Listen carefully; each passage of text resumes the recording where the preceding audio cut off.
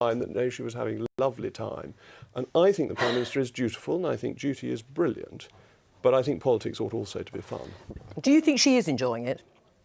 She doesn't give that impression. She gives the impression that she is doing her duty. She's a glum bucket. Let's put it in cricketing terms. She's Geoffrey Boycott, not David Gower, and both have huge virtues. But do you think, Jacob Rees-Mogg, that Ruth Davidson is actually talking about something else as well? Because she's not just talking about people looking like they're going through the motions and they're a bit like a sort of well-respected bunch of middle managers who are having to just deal with what's in front of them.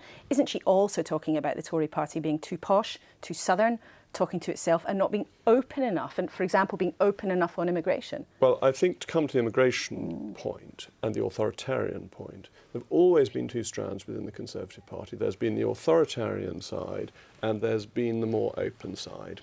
As it happens, I've always been on the more open side. I think the issue with leaving Europe is about controlling immigration and deciding what is in our interest, not about pulling up the drawbridge. And our current immigration system does idiotic things. When a few weeks ago we wouldn't allow in 100 Indian doctors when the NHS is crying out for doctors, we seem to have an immigration system that is so focused on being authoritarian, so focused on the rules. And too focused on numbers?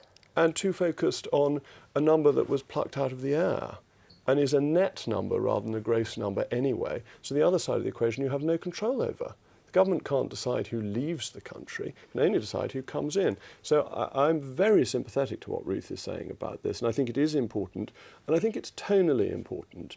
And this ties in with Windrush and the hostile environment. I loathe the hostile environment because I think it's fundamentally against our ancient liberties. And our ancient liberties are that we don't have to show our papers to the state when we're lawfully going about our business.